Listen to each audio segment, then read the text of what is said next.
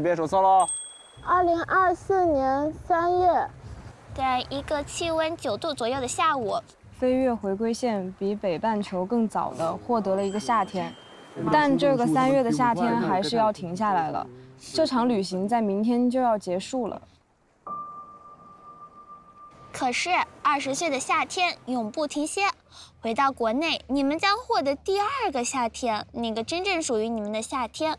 在那个夏天里完成学业，在那个夏天里和朋友告别，在那个夏天里成为一个崭新的大人。离别前，最后的礼物是一场最灿烂的烟火，那将是一场点亮夜空、让云彩发光、让星星坠落的烟火。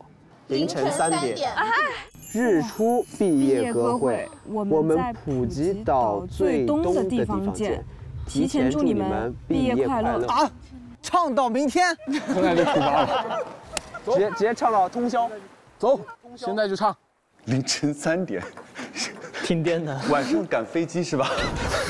怎么样？就看到他们现在这个相处，应该还是基本上所有的故事都已经结束了，尘埃落定。好，我们已经听完了本季的最后一条留言。那现在呢，我这里也有一支录音笔，大家有没有想录一条言给镜头里的他们？我们会把录音呢发给你们留言的对象。那这期节目上线的当天呢，他们会通过微博把录音发出来。谁先来？我想留给第一个出场的勇敢的小兔子楚楚同学，你真的超级可爱，我非常喜欢你。希望这位芭比公主脸上永远洋溢着幸福的笑。还有锻炼同学，希望你在夸奖别人的同时，也能够好好的夸奖自己。我非常喜欢你们2个，即使你们没事。首先得向那个楚楚同学道歉，因为，可能在看到你在这个镜头当中，在画面当中，我可能也像你之前认识的许多对你有偏见的人一样，但是呢，没有很久，大概用了10分钟的时间，就让我对你打消了偏见，然后逐渐的发现了你身上的魅力和真正的力量，最后。这句话真的，最后我要说这么一句话：楚楚船长，宇宙第一，无敌厉害！楚楚船长，宇宙第一，无敌厉害！我觉得其实这一趟旅程让我们见证了情感的多元。比如说像大伦和菜菜，他们2个从吃对方煮的第1碗泡面，就像松木遇上烈焰，火势蔓延。我们看见小庄和大树，就像白骨疯长，那么自然。因为我觉得猪猪在这个节目当中收获到的成长应该是非常大的。希望你在未来的感情当中可以再勇敢一点，也许你会收获到比节目里更多更好的感情，所以加油。科学美白，强大温柔。本节目由谷雨赞助播出。飞猪暑期大放假，1688元红包送你花。本节目由飞猪旅行赞助播出。谷雨更适合中国人肤质的植萃美白品牌。本节目由谷雨赞助播出。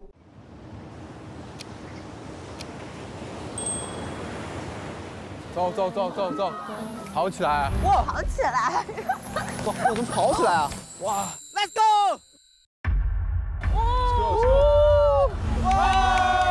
夏天傍晚，我都会期待用着水潮洗，像星星都交过夜光晒过，很凉快。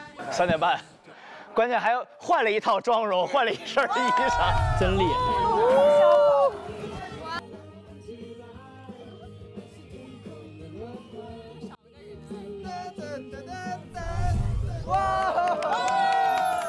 年轻人真有劲儿啊！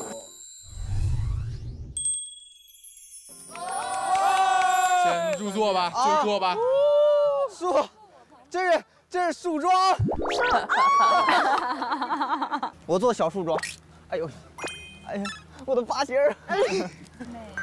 我蚊子是主持人啊，今天的，好帅！哇，好有型啊！鼓掌！欢迎来到我们春日4班盛大的毕业典礼，在普吉岛这个美丽的小岛上，共同见证这个特殊而珍贵的时刻。下面我宣布，春日4班毕业歌会现在开始。首先我们要欢迎第一位木木。然后这么快？好。OK 我调整一下情绪啊。这里是木木对春日4班的同学们的离别赠言。我是一个有非常多缺点的人，就像枫叶同学在餐桌上说的那样，我是一个非常在乎自己形象的一个人。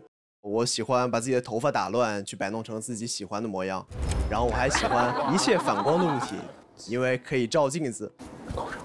还自言自语呢。其实现在呢，我可以在晚宴上去大口的去吃饭，躺子上把自己晾干，让大家知道我最放松的样子是什么样子。这是我们所有人对我的改变。在1个多小时之后呢，我们可能就要暂别彼此，散落在这个星球的不同角落上了。无论未来我们的身份如何，心理师、石油工程师，或者是超模，我们永远都是春日4班的一份子。希望我们永远铭记曼谷的夜、普吉的海，还有我们的约定。讲得真好。最后呢，我还有一些话没有写在这个稿子里。哎呀，想单独对坐在我旁边的青青说。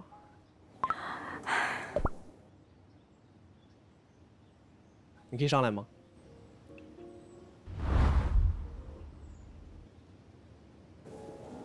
老师，心都碎了。哦天哪！我磕的是一批。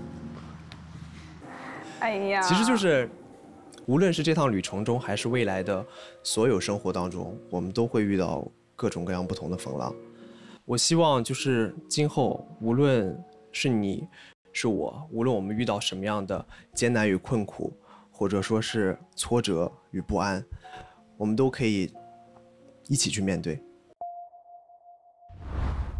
我会跨过流言蜚语去拥抱你。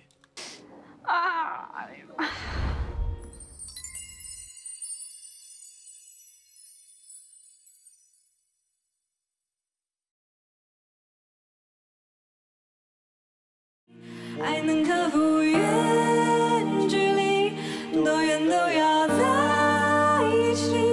你已经不存在我世界里，请不要离开我的回忆。这首歌选的也很适合，对，太确切了。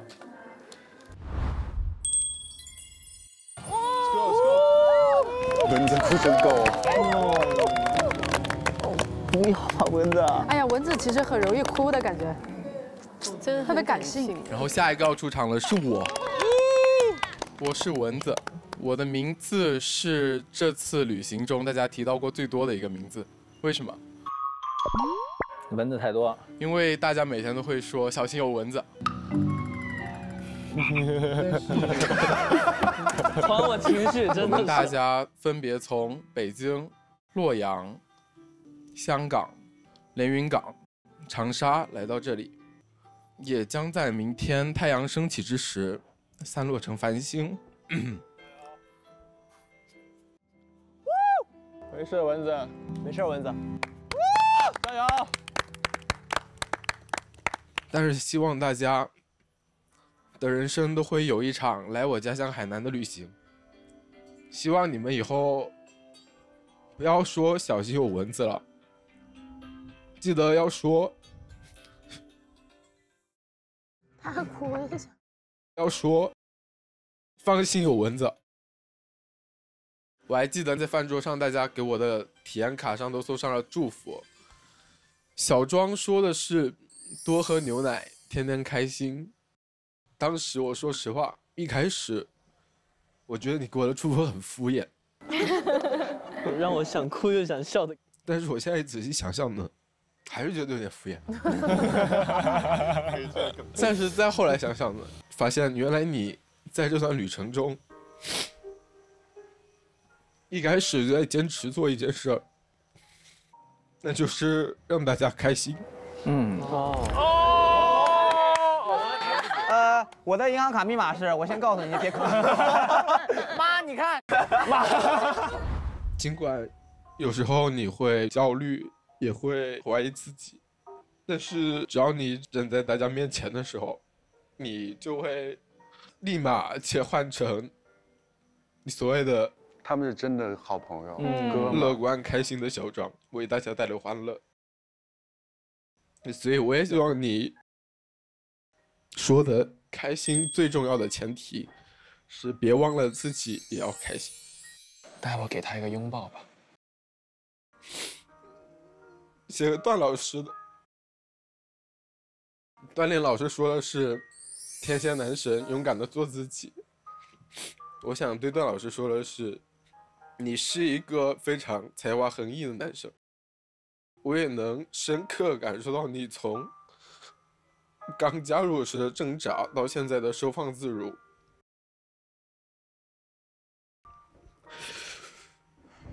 在了解你过去的经历之后呢，我真的很理解你。但是过去的事儿，我觉得就让它过去吧，因为现在又多了9个爱你的朋友。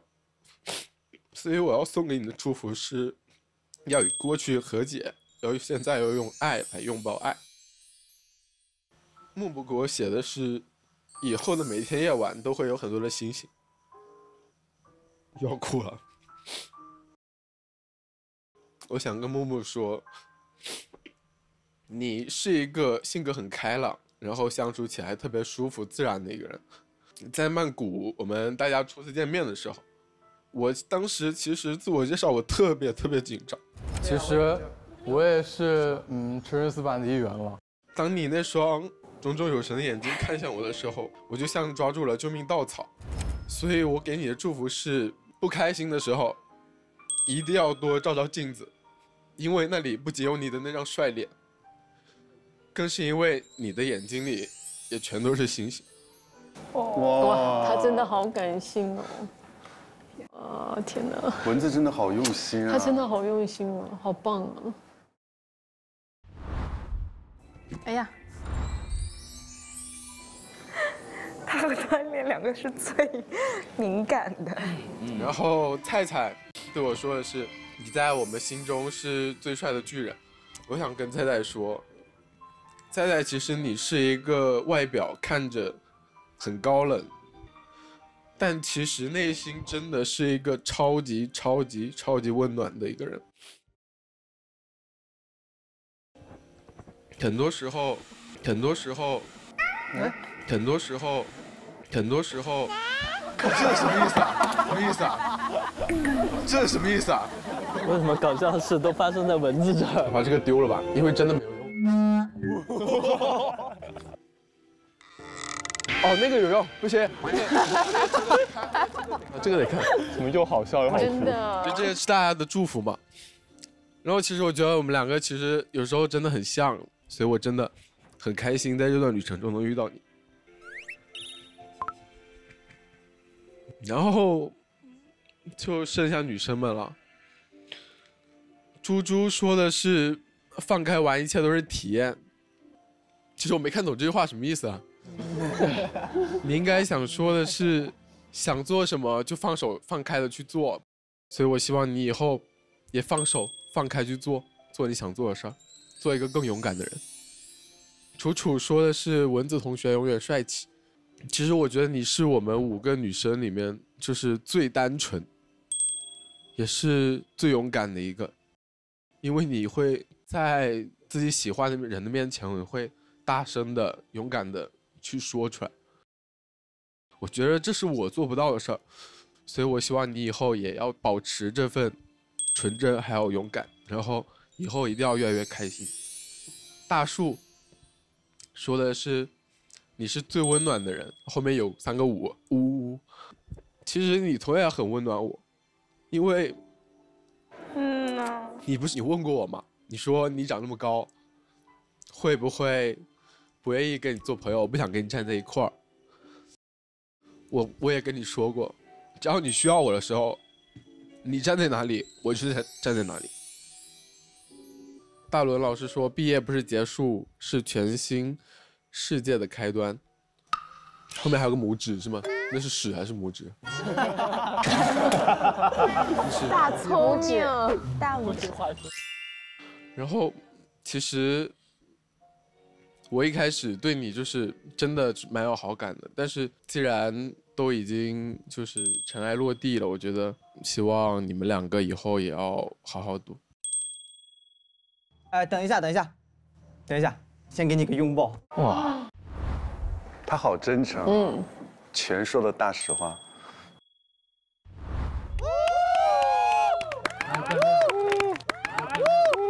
放心，有蚊子。来吧。加油！太酷了，太酷了，还是太酷了。我下面一个朱老师。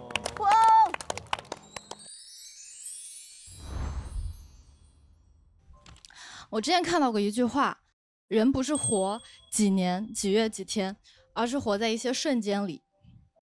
因为我平常很爱听歌嘛，我很喜欢一首歌，往往不是因为它的旋律，是因为它里面有一句歌词非常打动我。然后我想写下的就是我觉得最适合你们的一句歌词。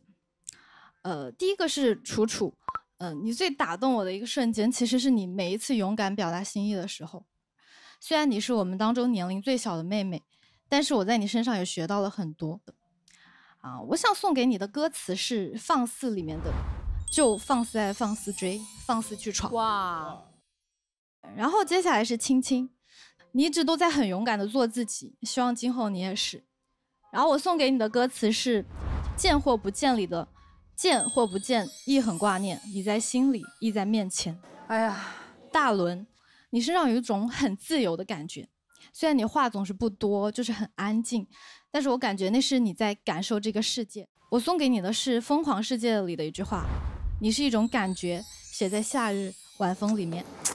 好。然后是大树，就我们第一次见面是在一个很奇怪的场景里。Hello。我身边有坐着有柯南，然后有蜡笔小新，还有海格。我不知道你对兔子警官的印象如何，但是从我见到你的第一眼就觉得我们俩很合拍。还有就是我们的 CP 永远不倒。然后我送给了你的一句话是《上海 Dream》里面的。当你看着我，我懂我们如此合拍。然后是木木，你留给我的那个 moment 呢，是我们在皮卡车上一起唱歌。不明白。当时身边是川流不息的车辆，然后我们坐在皮卡车的后座，穿着校服大声的唱歌，就有一种时间暂停的感觉。我送给你的是《想听》里面的那句：平静的海依然充满热情暗浪。接下来是小庄，你第一次见面的时候，我真的以为你是一个二次元。乌鸦坐飞机，乌鸦坐飞机。你很可爱，而且很帅了。然后送给你的是《夏日最后的烟火》里面那句：可以是脆弱，可以是不完美的。然后就是恋，你留给了我的那个瞬间，是我们一起路演的时候，我们一起站在舞台上，风吹过，然后台下的观众用泰语为我们加油。那天你在台上调试吉他的样子很认真，真的很特别。你也不需要改变什么，我相信一定有人会喜欢那个完完全全原原本本的你。我送给你的是不计划太多，反而能勇敢冒险。然后是菜菜，你留给我的瞬间其实比较多吧。哎呀，就是你第一次自我介绍的时候给我印象很深，就你看起来很高冷，然后给人一种可能生人勿近的感觉。但是后面熟悉起来，发现你就是挺幼稚，也挺可爱的。你总是在尽力的活跃气氛，然后就是各种整活，然后带给大家很多快乐。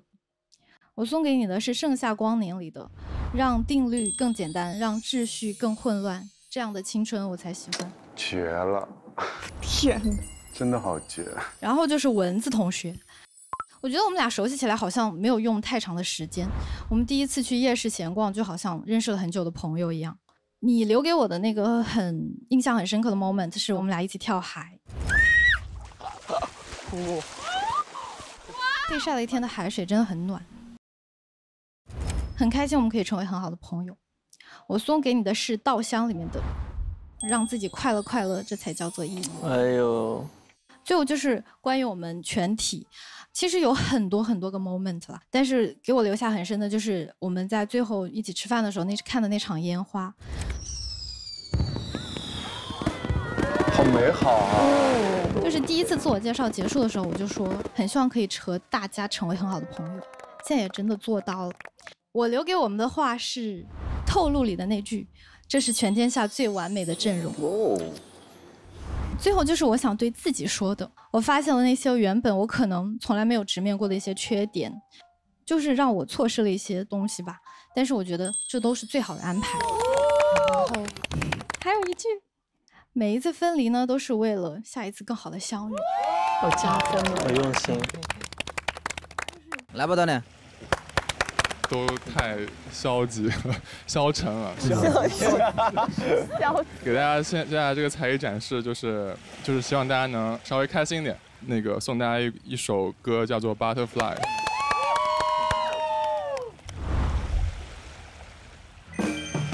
这数码宝贝啊！对，进化。太这个很感动啊！最后的进化。哇，这么帅吗？哇！你小时候看过这动画片吗？哦，你也看过啊？肯定啊。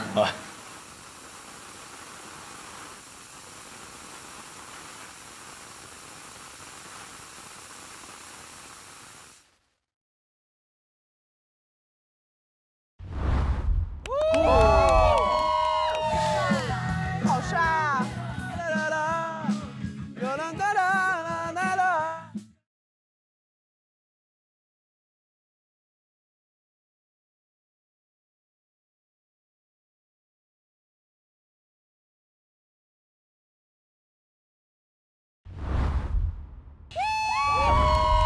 帅，好棒哦，好帅！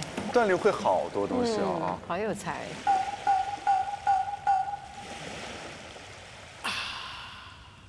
哦，他的才艺真多啊！我真的怕他一个人顶一个乐队。你们好，我叫锻炼，可以叫我练。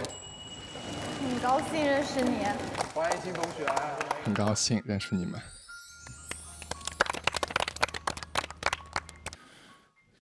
这趟旅程对我而言是一次破碎再重建的过程。我所有引以为傲的一切，好像都在来这里之后逐一瓦解了。舞会上的大冒险，碰喜欢异性的头3下，把椰子交给一位异性。大象营地里躲闪的目光，还好。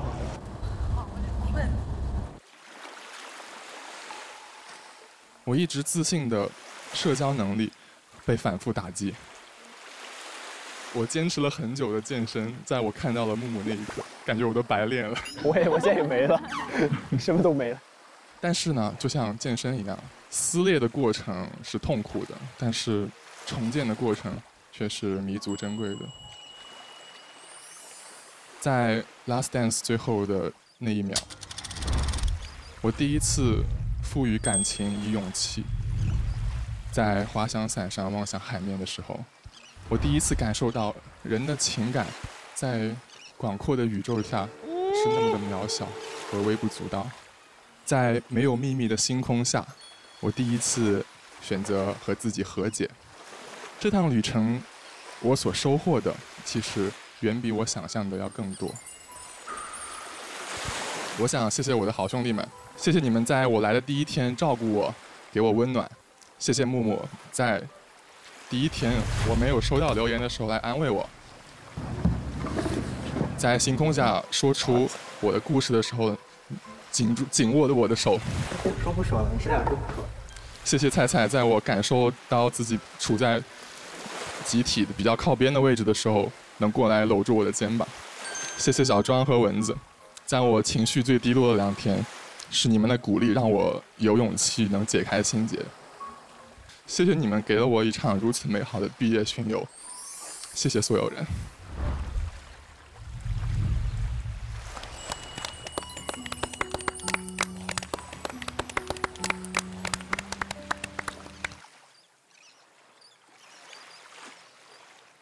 最后的最后，我还有一段话，想送给一个跟我性格挺像的一个妹妹。哇，未来的路可能并不会一帆风顺。或许你喜欢的人不会喜欢你，或许你努力了很久的事情，并没有好结果。但请你永远不要忘记做自己，不要忘记坚持你的内心。你所期待的人和事一定会出现在不远的未来，你所浇灌的那朵玫瑰也终会绽放出最耀眼的颜色。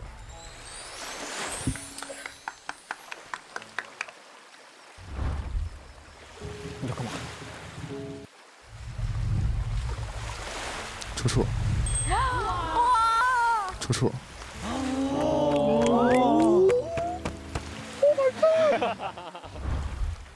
谢谢。哇！未来我们继续加油，一起加油。这趟旅程能遇到你，就是一件很有意义的事情。我也很高兴能认识你。你所浇灌的那朵玫瑰，也终会绽放出最耀眼的颜色。看他们，我是姨母笑的。楚楚同学，天开始亮了，天开始亮了啊！搞了一宿。Hello， 想和大家玩一个默契小游戏，然后我就挑选3个幸运观众，大家可以猜一下我对他们的初印象和先印象。第一个呢，就是咱们的木木同学，大家可以猜一下我对他的初印象是什么？高冷，真帅，对，对，其实我一开始觉得木木同学是一个比较难以靠近，然后非常帅气的同学。其实，在金融数学领域呢，概率问题一直是一个。但是我现在觉得他其实是一个非常活泼开朗的大男孩。然后第二个就是咱们的大树。一开始呢，我觉得他就是一个非常直率，就是给我一种北方大妞的感觉。但是我现在觉得呢，她是一个非常可爱，然后很想让人抱抱她的小女孩。第3个呢是蚊子，陈柏霖老师。陈柏霖。陈柏霖老师。我一开始看到他就觉得他特别像偶像剧里面的男二。男二。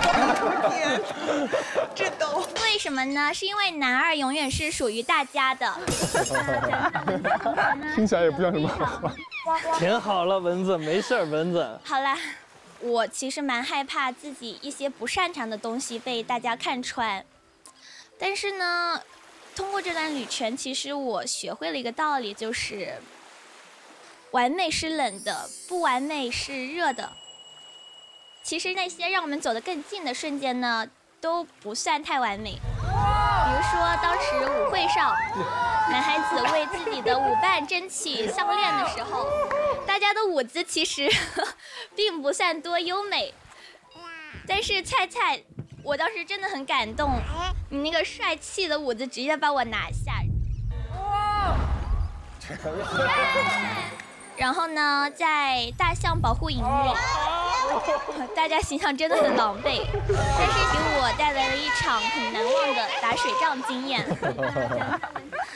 在最后一场咱们日落冒险的时候呢，很谢谢咱们端恋同学带给了我那么多惊喜。我好像在这段旅程中收到的第一束花和最后一束花都来自于你。准备了一个小小的见面礼。谢谢。哦，这个真的很感恩，就是宇宙第一的船长能在那一天看到泰兰德最美的落日。哦，不是你这么看天空。哇，这个好惬意啊，这个面。如果呢，把人体拆解成化学元素，其实我们都是由氢、氮、氧、磷、硫组成。有一种说法就是这些元素其实是由恒星爆炸来的。我愿意相信这种说法。这样的话，我们大家的故事其实也是宇宙的故事。今天呢是旅行的结束，但绝对不是我们春日4班的 ending。非常感谢大家给我带来一场圆满的旅行，谢谢大家。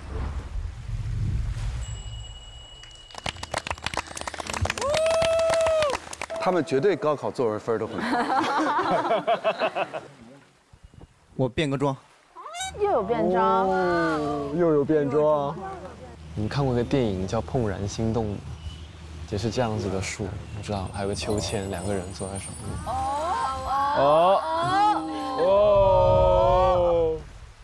其实吧，就是我，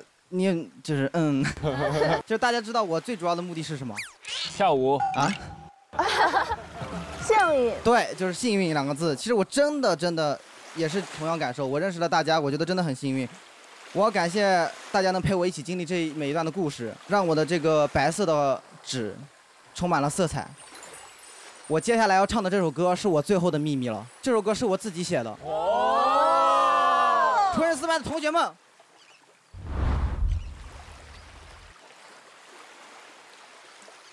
DJ drop the beat。如果跑掉了，千万不要怪我。加油！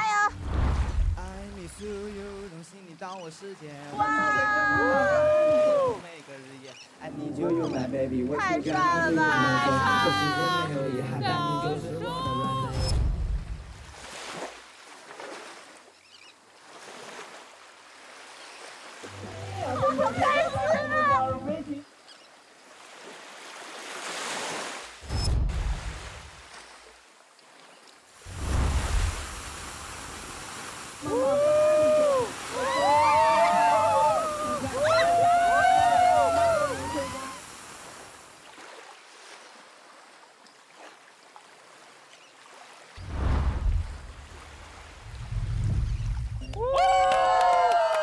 小庄还是做了很多准备的，是的，底牌一张又一张的。Respect, bro。太帅了 OK， 就是其实，哎，有点破音，哇，怎么唱歌时候就其实我还有一个小环节的互动了。哇，还有底牌，我有一点小礼物送给大家。那突然气泡音了。大家知道这是什么吗？是什么？这其实是张刮刮乐。对。哎，我还挺会抢答的。有标记的是吗？幸运观众吗？然后你们可以刮开你们的刮刮乐。再来一瓶。再来一瓶。VIP 观演资格。无期限评委资格。对。我是评委。有私心吧？有私心吧，老师。妹妹，下面我们要进行一场走秀。哇哦！美女们，我们先来一遍好吗？然后评委要点评哦。来点掌声，男孩们！下面我们有请第一位。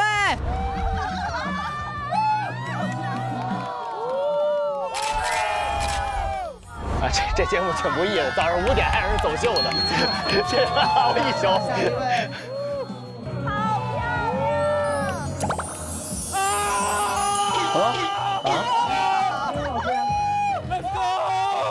我觉得全都是超模。那你希不希望男孩们再来点？我们的木木。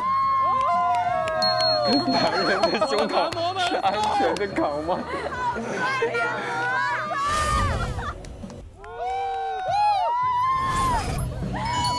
条悟一定要贯穿到底。对。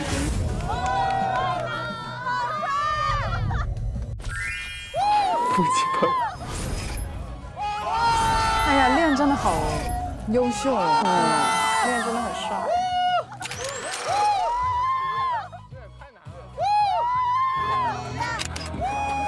天真的亮了，真的。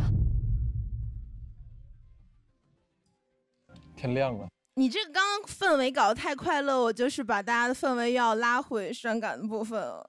我怎么上来就哭了？我真的没有想到，就是这么快就已经到毕业歌会了。我从小到大，我最害怕的一件事情就是分别和毕业，所以我总在做一些不切实际的梦。我想一直当小孩儿，我想一直当小屁孩儿。啊！我特别希望我能永远就是单纯下去，然后在这一路上，如果能有一个人陪我一起做小屁孩，就太好了。我真的很不想说毕业，因为我不知道我的人生中还能不能再有一次这样子这么清澈、这么快乐的旅行了。我真的会很想念女生房间里这帮女孩一天到晚哼哼唧唧叫我大树，或者说是男生跟在我背后叫我树姐的这些时刻。说到毕业总是会很俗套，我现在说的还不算太俗吧？没有听困吧？没有。好，我们来点俗的，但是时间过得真的很快。我们一堆人一块儿在海边追逐的时候，他们真的好开心，我们也很开心。太棒了！老师，太阳晒屁股了。3、2、1，我们是反杀组合。或者说是2个人一块在沙滩上散步的时候，还有那些美丽的不真实的烟花，美丽的不真实的日落，所有的这些时刻，就是我怦然心动的20岁。哎呀，我没有想到我这把岁数了能遇到你们这么好的人。这把岁数啊，就是遇到了像那种初中、高中才能遇到的同学，而且每个人都还特漂亮、特帅，就是太幸运了。除了对大家说的这些话，我也想对一个人说，希望这一次的旅行是我们变成更美好大人的起点。是时候出发喽。是的，船长。希望我们能够坚持住我们的幼稚和洒脱。或许，回到其他的城市，我们用更慢的节奏和更多的时间，再多了解彼此一点。当然没问题了，船长。收到。最后的最后，我们回到我们开始的地方，给大家再做一遍我的自我介绍。我叫王博宇，博是博下雨的雨，但是你们可以叫我大树。我叫大树，不是因为我长得高，是因为我在高中开学的画报上画了一棵特别大的树。也像我们班一样，以后我们班也会像这一棵大树一样茁壮成长吧。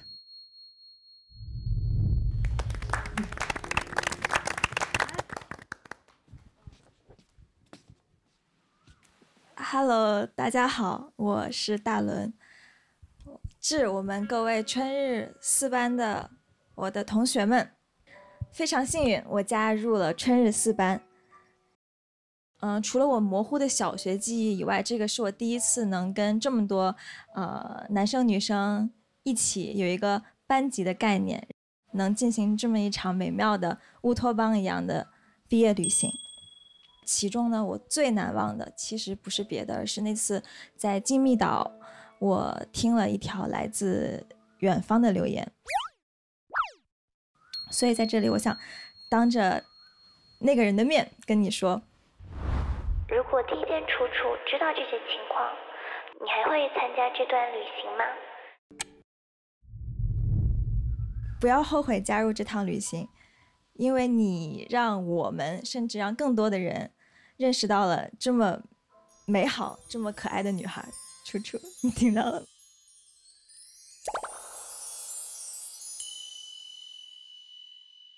我理解的怦然心动，不仅仅是对人，也可以是对一些美好事物的触动。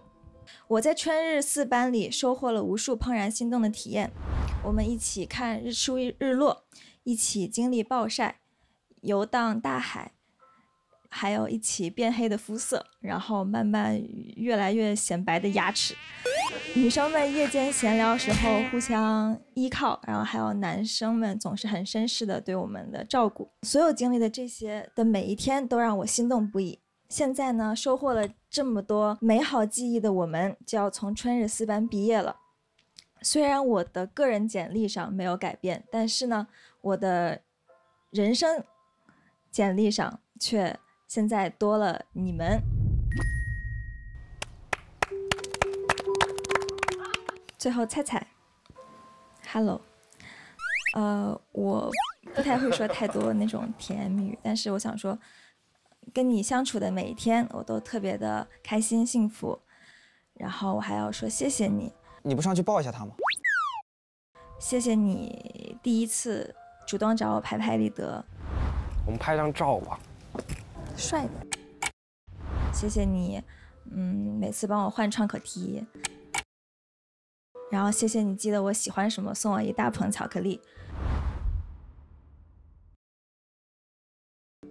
最后谢谢你在泰兰德的最后一个日落下暂停了时间，在沙滩的吊床上，让我听到了一位21岁少年最真挚的留言。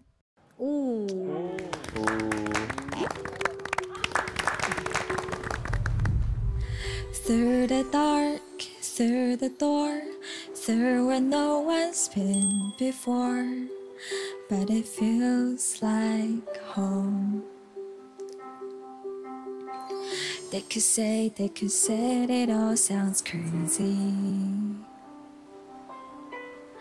They can say all's not mine. 这毕竟是心动留言，所以就还是留给你了。你开心不？今天很开心。你对我们的关系有信心吗？非常有信心的。A million dreams of the world we're gonna make.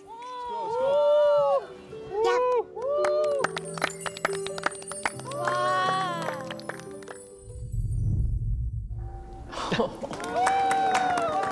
哪来的花？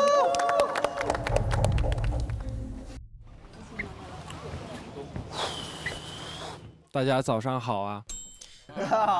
这个时间刚刚好，就是日落要出来的时间了。日落，日出，不好意思，我太紧张了，困的只是说胡话啊。其实我想再自我介绍一遍，因为可能有些同学没有听到我最初的自我介绍。我叫蔡文浩，你们可以叫我菜菜。来自中国香港，目前就读于英国杜伦大学本科，营销管理专业。然后我是你们当中最黑、最没有什么才艺的同学，但是我希望你们现在看着我是在闪闪发亮的。这趟旅行就像我的一个流浪记，因为我会经常对着盒饭说：“啊，真香！哎呀！”我会记住每天在曼谷叫我的起床的那只鸡。我也在餐桌上看见它了。啊，真香！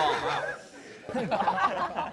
但是说实话，最香的还是可以遇到各位 amazing、很人超级无敌美丽帅气的同学们，所以认识你们其实是我蔡文浩的福气。确实。其实日出对我来说也是一个非常特别的一个时刻，因为在我14岁的时候，我就被爸妈送到英国去了。14岁和21岁的太阳叠在一起，一颗是教会我如何成为更独立的小孩，另外一颗是教会我如何成为一个更真诚的大人。谢谢你们春日4班。我在现实生活中并没有说很多朋友，因为我其实真的也是一个很内向的人，只是我真的很喜欢你们少年人的真诚啊。其实最后还是要谢谢徐若薇同学了。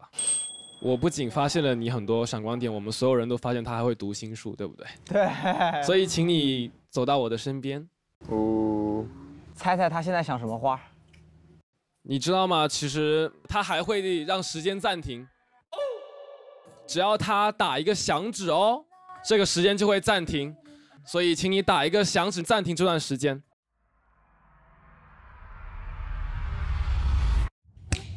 哦，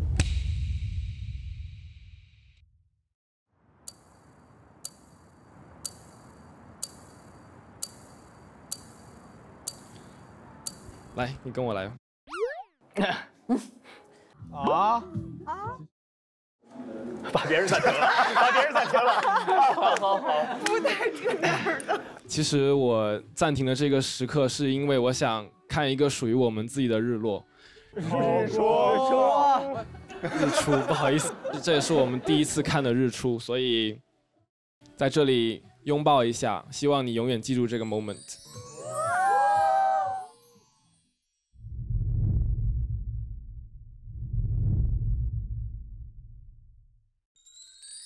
哇！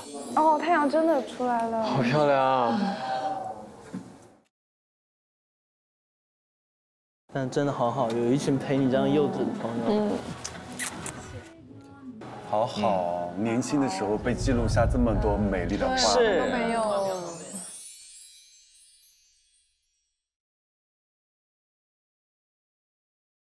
哦，羡慕，谢谢。哎呦。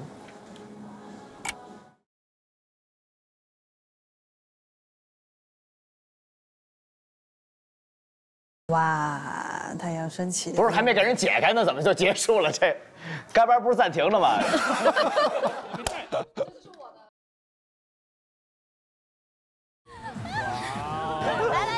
一起啦！我们毕业啦！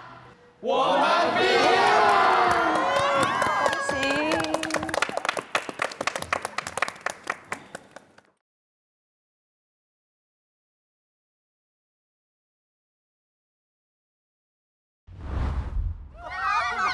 搞什么暧昧？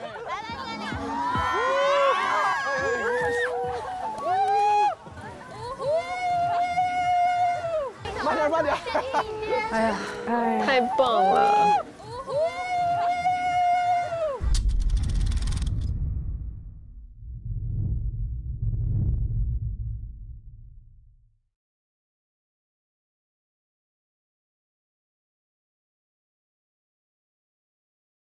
共东洋拍拍西马，西马。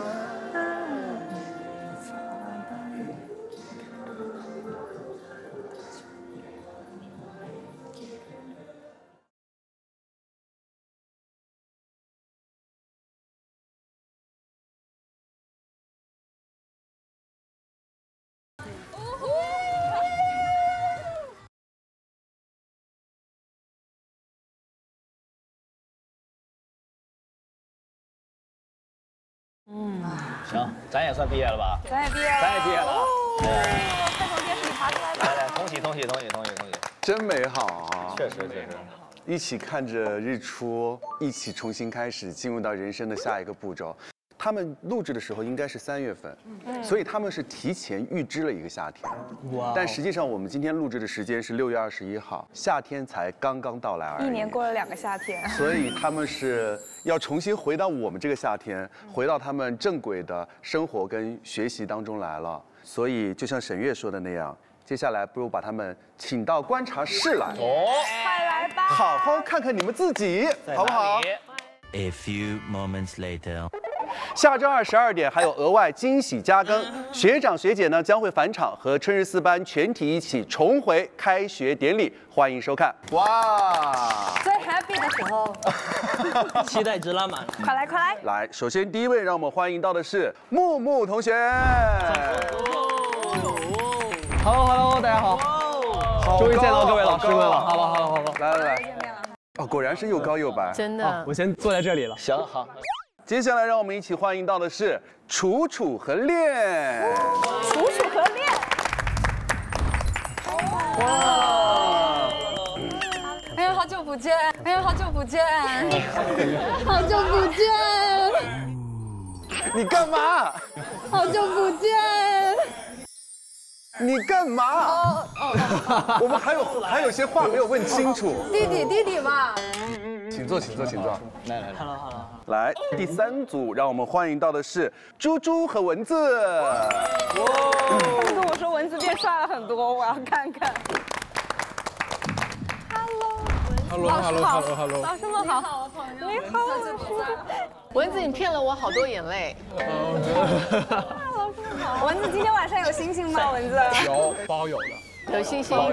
来，接下来让我们欢迎到的是小庄和大树。Hello， 两个牵个手就进来了。你好。Hello， 大树有多高啊？一会儿告诉我。好的。真的有点高。最后我们欢迎到的是大伦和菜菜。欢迎。Hello， 好亮。好嘞，欢迎大家。跟曼谷大学一样。曼谷大学，怦然心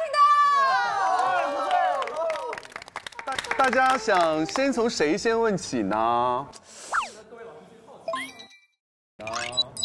那各位老师最好奇谁呢？我们先问问小庄跟大树吧，好不好？哇哦！你们对小庄跟大树有没有？一开始我对呀，我听你们对小庄跟大树有什么样的问题呢？你看我干什么？好多问题，你说那个。哎，为什么看到他们出现，感觉像偶像剧的主角走了出来，对，反而变成我们是不是有点紧张？我们也在紧张。对，是我们紧张感觉。我先问一下吧，因为在节目当中感觉还蛮好的，所以现在你们俩的关系怎么样呢？就是，你想先表达？我先表达吧。你表达。其实是这样的，就是我们到现在还是一直保持着交流沟通的，但是其实有一个点就是我们节目之后遇到了一个问题，就是大家都是忙，毕业就回去毕业了，忙毕业了。不巧的是，正好我们有时差嘛，但是不幸中的万幸是好像没有什么代沟，他的时差和我的时差一模一样的，就我可能会比较熬夜。我是早起，我跟他是同一个作息。哦，那你们要在一个国家还过不了了。保持现在这种关系，保持发现滑点。世界上最适合异国恋的。所以这样子分开到现在，这样讲应该是3个月左右。对，很神奇。你们有淡掉吗？这个就是我想说的很神奇的事情，就是我们每天都会聊天，然后就是每天也会说早上好、晚上好，然后分享彼此生活里的事儿，就感觉每天什么都聊。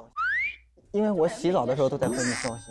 没有吧？又给自己贴金。所以就是还在交流的阶段。对。因为刚回来，刚见第3天。那大树你还回去吗？我看我这个夏天过得开不开心？压力给他，应该不会不开心。那暑假你有安排吗？有一起计划的旅行吗？有，但是我不能告诉你。是，你也不用再计划上我。保密协议啊。对，那个记得拍 vlog， 我们还得点评呢。我们还得观察，继续观察。好的。我看一些网友就说，你们俩有一点身高差嘛，可爱的身高差，网友想看。你们俩比身高，其实也没有那么，也不只是网友。想看。OK。等一下，我想看你把鞋子脱掉之后来比。哎呀，这个我还有老师，我还要给他准备，就是额外的。开玩笑。你还给他带了增高鞋垫啊？现在其实也不用带了，我朝我兄弟要一下就行。来帮我们比比吧。好。你介意吗，小庄？我不介意。现在其实还好吧？是，其实小庄不管，小庄蛮好。对，就现在其实还好吧。我往后站一点，然后我往后站一点，你挺胸。是还挺好的 OK 的吧？真的是小庄其实不晚。其实还好吧，老师。是，我觉得挺好的，很合，就差大概很合。1公分。那我要把鞋得穿上。你想穿上再来一张吗？来吧。服装设计嘛，从头给你设计到脚。对，这没有，这也没有，这没有。是。这添出来了，我没有啊。我也没有啊。我也没有。我已经够高了。行了，来吧。这上面的空气是不错啊。正好了。是。你知道他们俩除了身高还有一件事儿，就网友老觉得小庄无法公主抱大树，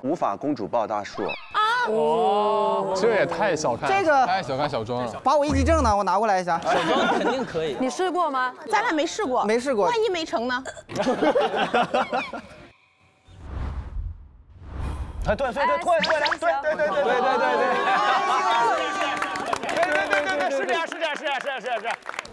我跟你讲。现实中看比较精彩。好。他俩互动还挺而且好自然。来呀，这样子抱是吗？对。OK。就是真的还好了。好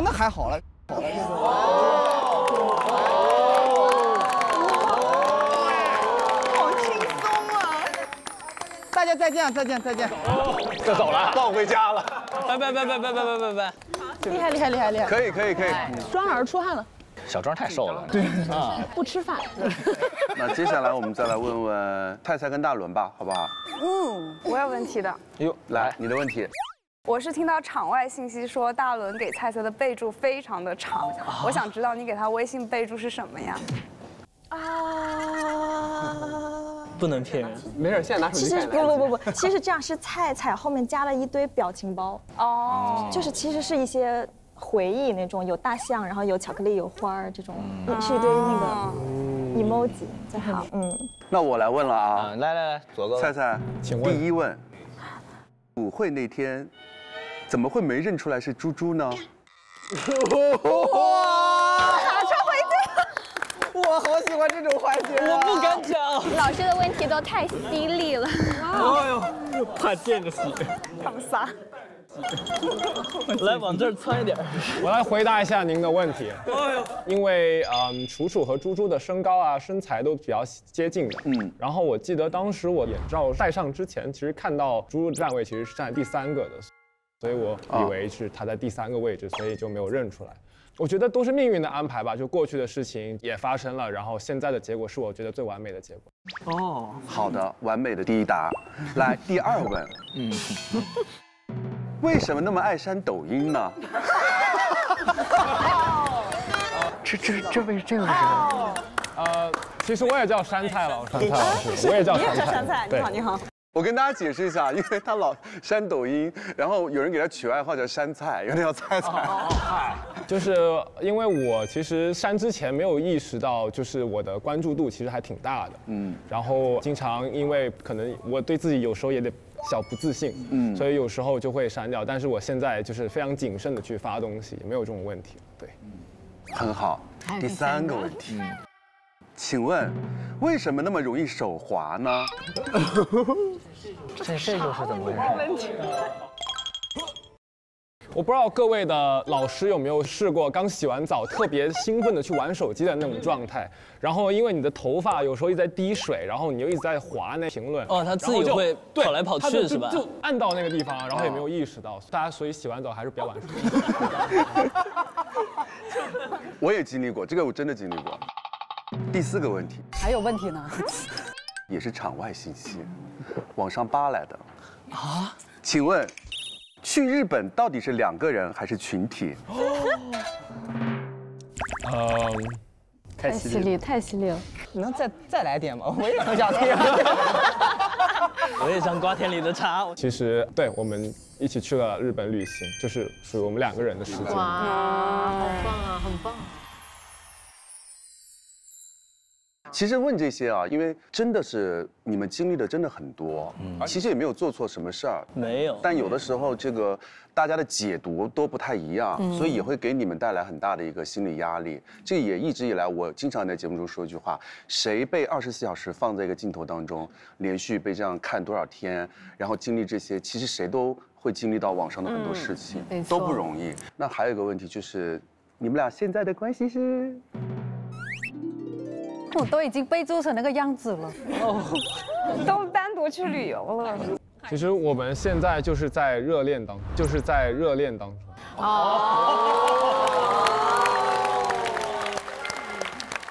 就是这种大大方方哦，很棒，勇敢。放烟花现在，磕到了，快乐，满意了。大伦能不能夸夸菜菜啊？你觉得他哪些方面很吸引你？还是跟我里面说的一样，就是性格。其实我后来在节目里还有怀疑过，就是不是因为有镜头这样子，但其实就现实生活中相处起来，他还是一个就是怎么说很细心的人。菜菜呢？其实我写了一封信，这几个月很想跟他说，但是一直攥在心里。我就希望可以借这个机会，就是我写出来了，然后我想借这个机会可以跟他说一下，这段时间一起经历的事情。现场磕，可以我写在我的备忘录里面。不用害羞。你好，大伦同学。你好。其实这段时间我攒了很多心里话想跟你说。首先，我想说的是，对不起，我没有好好的保护你。其实我经常有关注你的就是社交账号，然后就看到你说遇到的所有人都很好，然后这只是一些代价的时候，我就老是觉得其实是我搞砸了一切。然后我记得就是有一次你关掉了评论，然后很多人来说大伦关掉了他的评论圈，所以大家都尽管来攻击杉菜的评论吧。就过了10分钟之后，你又打开了评论区，然后你说我们一起分担会更好一点。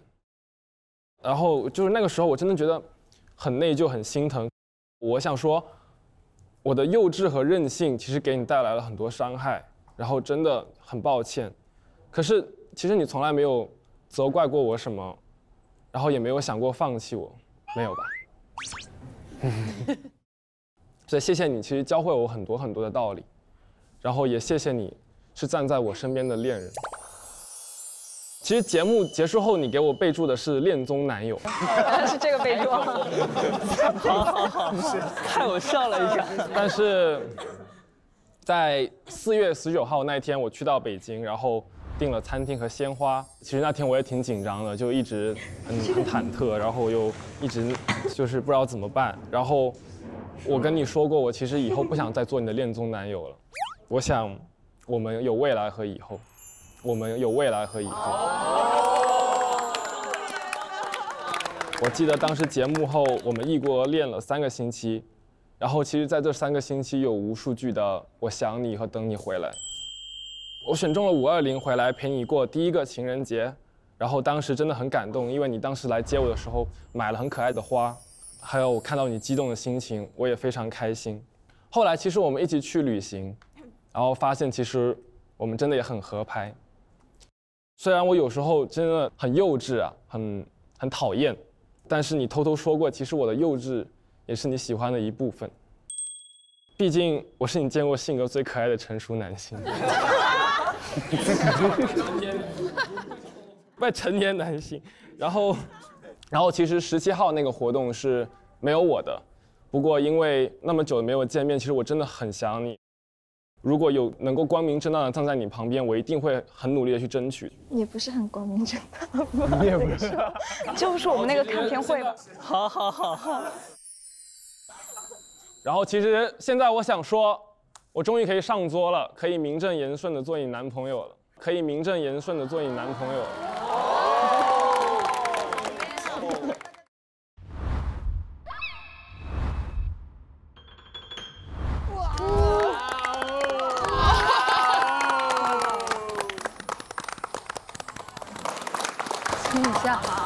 亲一下，大点声，老师。亲一个，亲一个，亲一个，亲一个。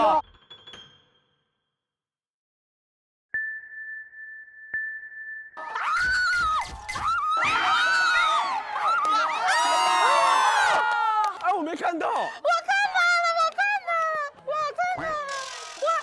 我没有来得及看，能不能再看一次？好，回到我。太棒了，太棒了！ 我看到了 ，yes！ 这就是怦然心动吗？我看到了。我咋都不知道你啥时候写的？昨天就开始写。你看看人家，看看你也写呀，你抓紧时间呀。现在开始。还是你唱歌挺好听的，没有走调。看运气，有的时候是走的。好吧。其实我特别想跟你们这对说一下呀，的确这次承受了些压力在哈，但是感情是你们2个人的，所以把最美好的祝福送给你们，希望你们好好的走下去。祝福你们，勇敢做自己。大伦咋了？大伦？大伦真的太坚强了，他真的太坚强了，因为我是他完全的见证人，就是因为我和大伦一直是室友，然后我们在北京也见过。我们2个会聊很深刻的话题。大伦的心理年龄非常成熟，我不停地问他：“你真的 OK 吗？你真的 OK 吗？”他说：“没有关系，这是体验，这是人生体验。尤其是最近，其实舆论还没有过去，我相信节目过后可能会慢慢过去。但是在这一段时间，因为我看到大伦，所以我太懂他是多坚强，然后他内核有多强大。这段时间对你来说难熬吗？你觉得？其实最刚开始还会看，然后后来就是比如说这期播了，然后我就没有怎么看评论的时候，其实我就是更多一个是感激，一个是就是觉得有一点点丢人。挺好的，丽丽做的很好。没事，没有。我要跟大家讲一个细节啊，就刚刚大伦在讲这些的时候，猪猪还在旁边摸摸他的手。其实大家的感情有的时候跟你们想象的就真的是不太一样的。我们可能设想了很多，我们自己心中有各种各样希望这个剧情朝哪一个方向去走，但实际上这是他们自己真实的生活、真实的感受，就容不得我们来给他们做一个 A、B 面的一个选择。没错，没错。对，生活的主人公是他们。收拾一下心情，咱们再来问问，咱们就像那村口的，就是他们过年回家了，然后哎呀，我们看子儿，然后看这年了，怎么回事啊？哎呀，这得问问啊。咱们再来问问楚楚跟烈，你们有什么想问的吗，朋友们？你们现在是什么情况？对，我有想问的，我可以提问吗？可以。我有好奇的，你问。据我所知，楚楚在节目完了之后呢，其实去找过练，在广州一趟是吧？对，这个事情我是想知道这个的，你们当时的具体是在玩什么？就是我们最后一天那个日落约会，对，然后那个时候我送给他了一张广州的陪玩证，记得。然后他就是去广州找我兑现这个来。那你们去什么地方玩了？就把广州我所有觉得好玩的都带他玩了。你们相处了几天？应该是2天吧。对，2天。但是那2天其实不是很幸运吧，就是本来有很多想要玩的景点，但是因为下雨，然后我们2个就是一直在吃。对。那只是玩了2天而已吗？什么情况啊？到底？我们怎么那么……就是怎么说呢？可能楚楚你是很勇敢说的哟。但是有的时候在这种情况还是有点紧张的，主要是老师感觉问的问题有的时候蛮直击心灵的。哇，明白。然后现在还是当朋友在相处，练呢？对啊。那练还能怎么说呀？没有，就是朋友，然后有一点点的好感，还是说就只是朋友？我觉得对我来说，楚楚肯定是超过普通朋友那种感觉。我们度过了这10天，第7天的时候，不好说他是不是，但是对于我来说，在我心情最低谷的时候，是因为他的出现，让我慢慢走上了上坡路，所以我非常感激楚楚。然后我觉得楚楚对我来说也永远是一个就是超过好朋友的一个关系啊。对，你也超过好朋友吗？哇，老师我就知道，就是轮到你了。虽然你回答很谨慎，但他回答不是很谨慎。因为你们的回答很关键，如果你们就是回答是另外一个答案的话，我就会有别的问题要问你们了。哇，一波接着一波，但是我可能讲句老实话，就朋友关系。朋友关系。对。好，那我就新问题要问你了。朋友关系对不对？对。你到底在节目里喜欢小庄在喜欢什么？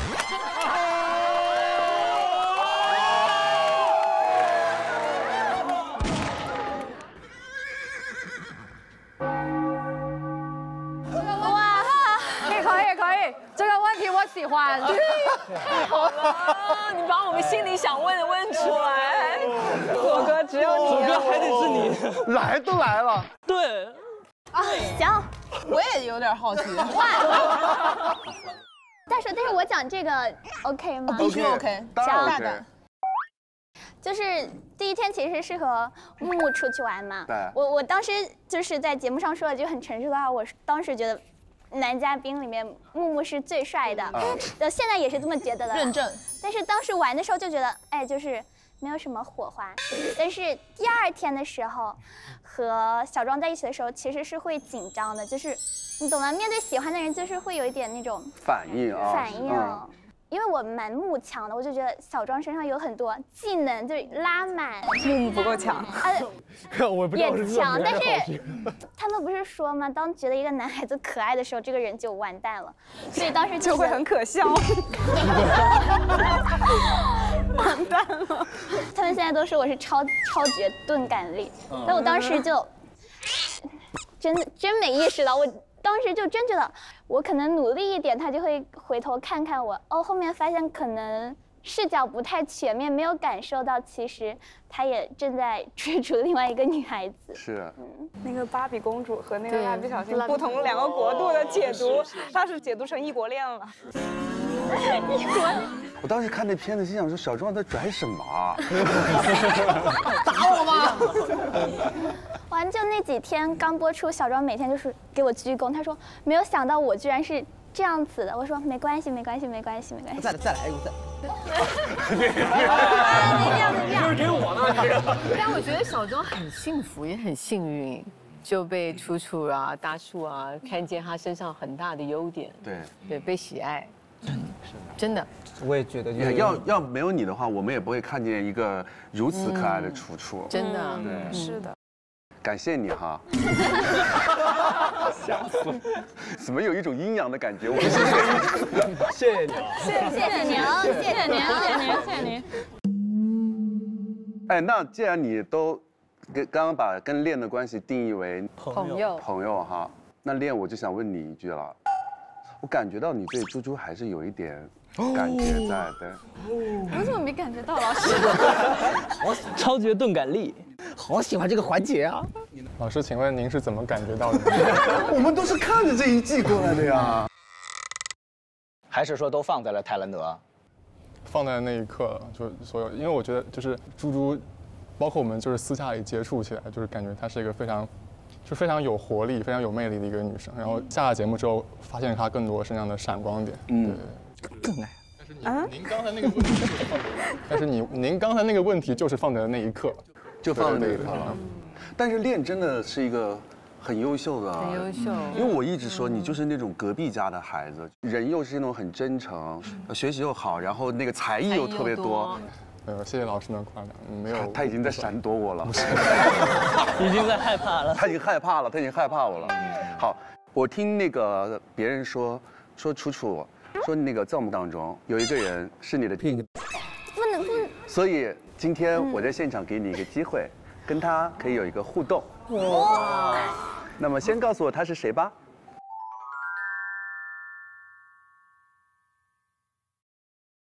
常怀森老师。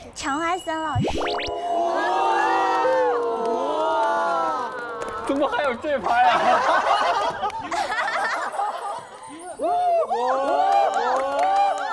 肠子耳朵都红了。对，没事。他好慌。哎呀，漂亮女生就不一样哈，坐我旁边就没红过，你这耳朵哈。可以邀请老师跳一支舞吗？让我跳舞？我已经把毕生的交谊舞都传给我妹妹了。我不会。你怎么不会跳舞啊？你没参加过《青春有你》啊？我是四大废物。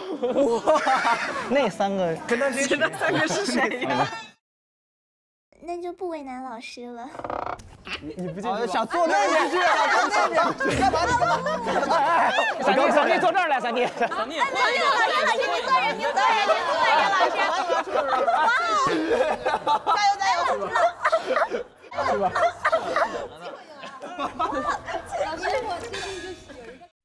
老师，我最近就是有一个心动的男人。你的第一首表白一下。闪电脸都红了，哇！是恋吗？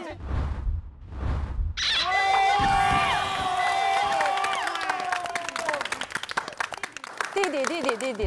你真的很喜欢恋爱。对，因为其实我第一次跟他聊天的时候，其实我感受到很多他心里的一些。你说就说，你别动手。对，就是说，我觉得吧，就是如果有机会的话，会很想要跟他有，哎呦，对不起，会想要有更多的沟通，这样。这样，你给闪电一张陪玩卡，广州。我带你再玩一次泰国，要不要？好呀。去那个曼谷大学。好呀。行。所以我就一直要坐在这哈。没有，换回来。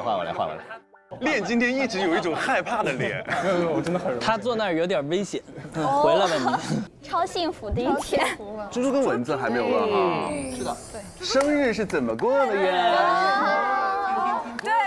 过生日了吗？听，快！愚人节那一天。1号愚人节。愚人节。哇！对，就是蚊子老师也是兑现了在节目上那个诺言，就是帮我点了2个生日蛋糕，哇，都很可爱，非常可爱。只是点了。对，人当然是没到场，没有多大诚意，其实也。因为当时我问他，他就是跟朋友在一块过嘛，然后我就想给他点一个就是专门属于他的蛋糕，然后还有一个是他跟朋友一起吃的蛋糕。贴心啊，真的很有心。那你跟你朋友说这个蛋糕是谁给你订的呢？说是说了没？某个神秘的朋友。说了。那你们俩现在线下的沟通如何呢？线下有过沟通吗？咱俩好像跟我不是很熟的样子。听说好像蚊子挺主动的。啊？什么剧？我怎么没感觉到？我也有超绝钝感力。是不是表现的比较隐晦啊？没有感受到。因为他白羊座，其实我对白羊座的女生蛮了解的，因为我前任就是。好，没听。一如既往的会说话呀，蚊子。你们这个嘴啊，经常真的是祭天。所以就是有点 PTSD， 所以我觉得猪猪这样。我觉得天蝎座真不行，讲实话。不许说。一下攻击3个。不好意思。所以我觉得猪猪这样的女孩是很好，但是对我这样的男生而言，可能就是很适合做很好的朋友这样。明白。那你们就界定为很好的好朋友。因为你们2个人都有一个绝活嘛，就猜星座嘛。你们要不要猜猜我们现场这些人的星座呀？可以，可以啊。那就常怀森老师可以猜一下您的星座吗？大左在哪呢？因为我刚刚大左老师，不好意思，刚就是给我留下的印象太深刻了，一下没中。3个问题吧。第一个问题就是，你觉得您是一个很急性子的人吗？我不太像。就是你如果选餐厅的话，你会选那种常去的，还是就是每次常去的？您可以经常察觉到你身边朋友细微的情绪变化吗？可以。那我大胆的推测一下，可能是巨蟹。很接近了。很接近哇！那你来，你问一个上半年、下半年就出来了。下半年不会也是天蝎吧？处女。哎呀，猜一圈，狮子座。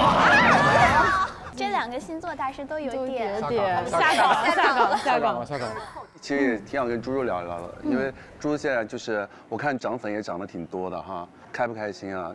开心的同时就是有点忐忑吧，因为就是首先非常感谢大家对我的包容和喜爱，但是我可能确实也是，就是很多的缺陷，就是大家可能尚未发觉，我很怕某一天大家现在太爱我，某一天发现，哎，这人怎么不那样啊，就突然恨上我，然后同时呢，我也希望就是大家在包容我的同时，也把包容就是更多的献给所有的朋友，大家。最后再问了一下木木，到我了。你今天咋一个人来的呢？其实是这样，就是青青呢，她现在已经是我们里头唯一一个就是学生时代已经结束的人，对，所以她其实真的需要投入她人生的下一个阶段了，在这场旅程结束之后。然后另外一个呢，她也想真正的去回归到她自己的普通生活里面，对，所以我今天其实是带着2个人的故事来这里的。那2个人的故事是？2个人的故事就是我们2个呢，现在其实都在上海。对。然后周末呢，我们可能会去一起找一些比较喜欢的地方，走走路、散散步，去真正的在线下去了解对方，去走入对方的生活里面。对，真能说呀！说这么多，一句没回答。回答什么？就回答我们2个现在的状态是吗？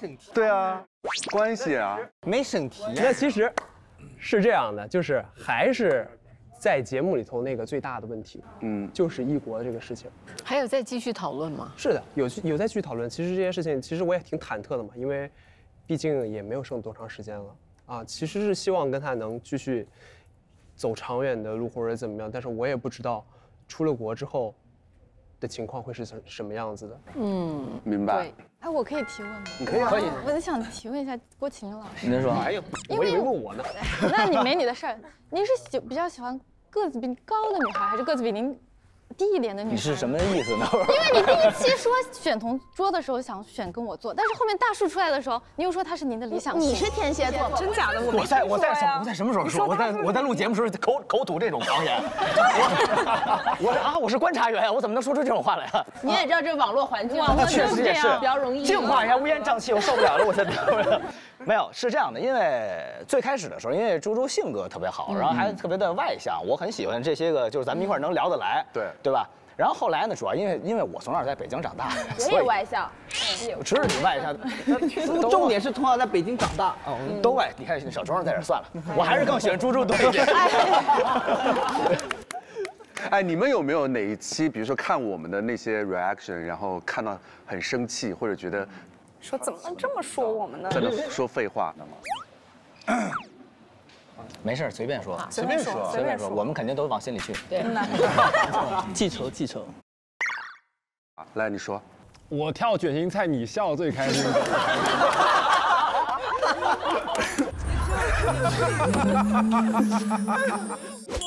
对得好，哇！被他看见了。因为你真的是一个很好，我觉得他是个很搞笑的人。对，是。你知道你那个5条悟的时候，我简直笑疯了。好的。因为我觉得你对搞笑是一个很投入的一件事情，浑然天成。其实真的，今天特别感谢你们都能够回来。我一直在强调，就是你们其实是一群又很幸运，然后又特别不容易的孩子。应该是大树说的吧？说我没有想过我还能在这个年纪，还能拥有一群像初高中时期的一些朋友，真挚，这种感情真的是很真挚。所以这个真的是个很难得的机会。但是呢，你们也可能会因为节目承受一些本不该在这个年纪要承受的一些压力。但是我觉得这也是对你们的一次成长。而且今天你们能回来，我们也特别开心。其实《怦然心动》是第4季了嘛，想大学一毕业一般就是4年，所以可能这也是《怦然心动》20岁的毕业。哇！所以我们要把最好的毕业祝福送给你们。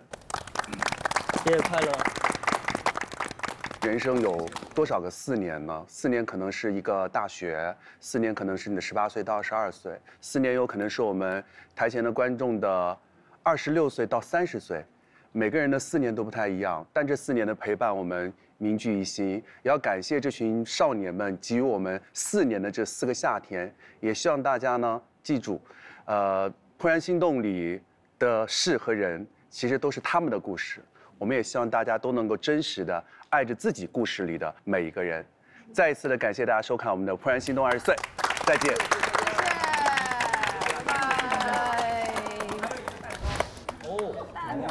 来吧，合个影吧。好，还是怦然心动20岁，春日4班毕业快乐！耶！2020年夏天，4个人在一个总不开灯的房间里，有了一些想做新东西的冲动和想法。最早，我们为它起了一个更可爱的名字——扑通扑通的春天。在夏天结束之前，完成了一个有点漂亮的 PPT。起初并没有什么人相信这个节目真的能成，给素人发出去的很多邀请和私信都石沉大海，每个导演都在反复证明自己真的不是骗子。2020年11月，在绍兴终于面试并签约了第一个嘉宾恐龙。自我介绍一下吧。我叫赵天浩，我是10后。第一次在白板上写下第一版的日程计划，第一次去四川踩点，第一次开机，第一次杀青，第一次全体审片，第一期节目上线。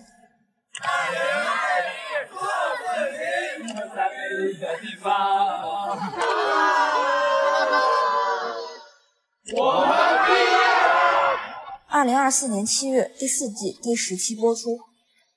如果毕业终将到来，我们想说，这4年其实还有一些无力回天的遗憾。在雨中排队核酸，得知嘉宾出现负面热搜而爆哭的导演，在甘孜因不可抗力，上百号人在大巴上等待了一整个的雨夜。经过漫长的隔离，几组人马终于相会时，喜极而泣的导演不得不临时取消的很多拍摄点。还有踩点时绝美，录制时天气动人而无法呈现的场景。在这几个不是烈日就是风雪的春天里，我们一起经历的事情比呈现出来的内容多很多。好的，我们一起走过；坏的，我们也一起走过。突然都是星星。下面请再多给一些时间，允许我们向大家介绍一下在幕后陪伴我们走过4年的朋友们。即使高反，也要坚持在工作中培养爱好，练习口琴的摄像老师，为了保持画面干净好看，身兼保洁的另一位摄像老师，说要为了怦然捡一辈子垃圾的制片老师，来开会的话见你都是用跑的美术老师，躲在三脚架下时时课堂姨母笑的服化老师，能文能武喜提横幅的后期老师，常常背着海量设备通宵赶路的技术老师，经常要处理各种突发苦活的舞美老师，还有更多没有留下记录的朋友们，在各个岗位上认真的陪着大家一年又一年的造梦。在海拔几千米的山巅，在异国荒芜的海岛上，很多次所有部门都是靠纯粹的人力来搬运材料和设备，用一双双手去搭建梦一样的旅行场景。这几百人不只是为了理想，更是为了赚钱和养家而聚在这里，完成一份浇筑心血的工作。这是一帮和台前屏幕前的人一样，没有那么好，也没有那么坏，没那么完美，但有血有肉的人。很高兴通过一个作品与千万的各位产生这样的羁绊和连结。很庆幸能跟大家同途偶遇在这个星球上面。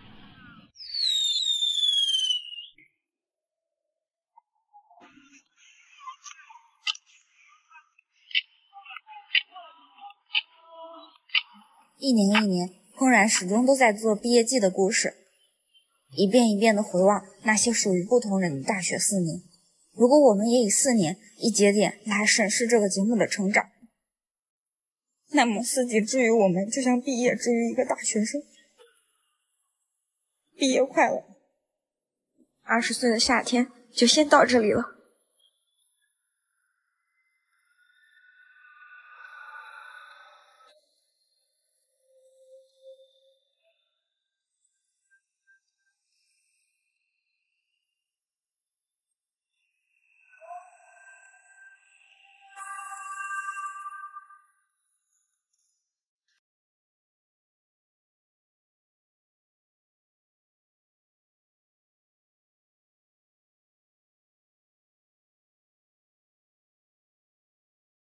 怦然4追更日历，每周2更新正片上集，周3更新正片下集 ，SVIP 周2一口气看上下集，会员抢先看1周。周4砰砰蹦蹦大课间，解锁劲爆游戏局。周520岁的青春4件套，春日4班之最大揭秘。周6加更春日4班超多微博猛料。周日砰砰连看，春日4班直播陪你浪漫一下。周1春日4班同学录，探秘春日4班私生活。次周3纯享版，无观察室版沉浸式课堂看到爽。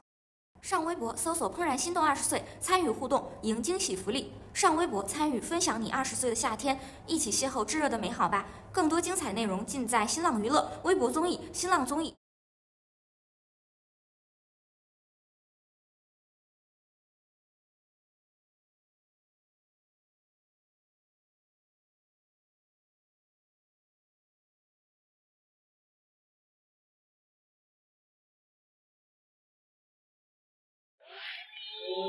好喜欢这个氛围啊！同学们赶紧就坐。好的，老师。各位春日4班的同学们，大家好。今天我们将一起为春日4班的同学们进行一次关于夏天的开学典礼。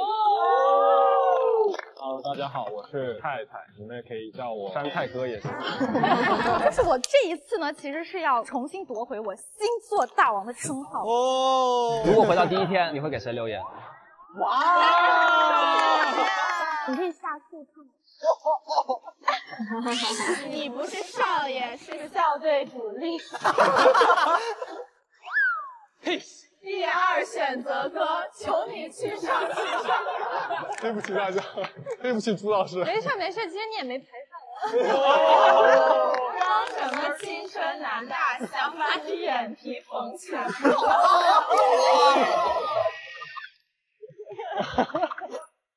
再等一下。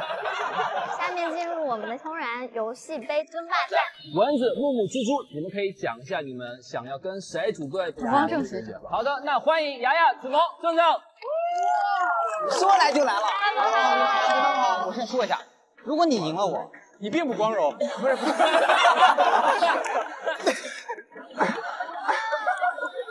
没眼看的，我真是抓你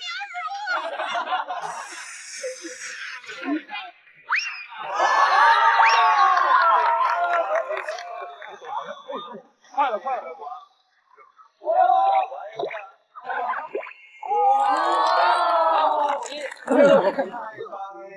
默默干嘛呢？